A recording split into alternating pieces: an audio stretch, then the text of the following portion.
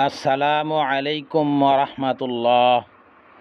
সম্মানিত ভাই ও বোনেরা, আপনার সন্তানকে নিয়ে আপনি চিন্তিত যে আপনার সন্তান নেশাগ্রস্ত অথবা এলোমেলো চলে, কারো কোনো কথা শুনে না, সে আপনার অবাধ্য।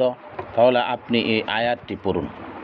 যদি কারো সন্তান অবাধ্য হয়, এলোমেলো চলে, কারো কোনো কথা শুনে না, তাহলে প্রত্যেক নামাজের পর যে কোনো দুরূদ শরীফ পড়ে এই আয়াতটি পড়বেন। যখন যুররিয়াতি এই শব্দটি আসবে, তখন আপনার সন্তানের দিকে খেয়াল করুন ও তাহার কথা ব্রেনে রাখুন। ইনশাআল্লাহ আপনার সন্তান আনুগত্যশীল হয়ে যাবে, যখন যা বলবেন তাই শুনবে।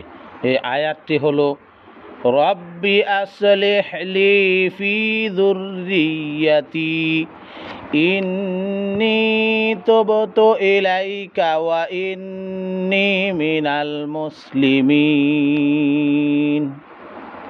ইনশাআল্লাহ আপনার সন্তান আনুগত্যশীল হয়ে যাবে।